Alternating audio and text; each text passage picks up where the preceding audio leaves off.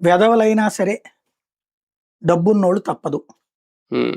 మనం వాళ్ళని మార్చుకుందాం హ్మ్. అన్నట్టు. సాధారణంగా ఇదివరకటి రోజుల్లో తాగుబోతులకి కూడా పెళ్ళిళ్ళు బానే జరిగాయి. హ్మ్. ఏంటంటే అమ్మాయి మార్చుకుంటదిలే అది. అని. పెళ్ళయ్యాక మారతాడులే. ఆ! హ్మ్. అట్లాగా నేను మార్చుకోగలనులే అని నమ్మాడు. హ్మ్.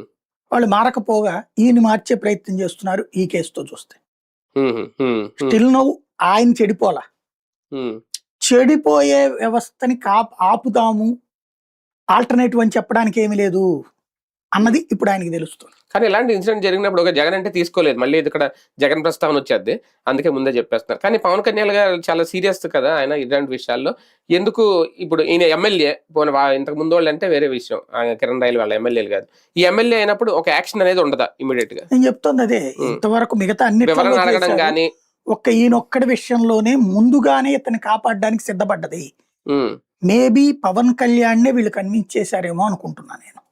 అంటే ముందు చెప్తే ఎలా కన్విన్స్ అవుతాడు? నేను ఒక అమ్మాయిని ఇలా చేసేసానండి. మీరేమనొద్దు.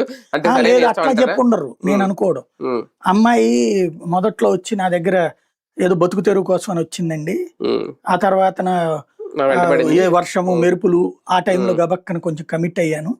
అమ్మాయే నన్ను రెచ్చగొట్టి వీడియో కాల్స్ చేసేది. అదే. అయన్నీ రికార్డ్ చేశానని ఈ మధ్య నన్ను బ్లాక్‌మెయిల్ చేస్తోంది సార్. చెప్పొచ్చు. ఆ! దీని వెనకాల వైసీపీ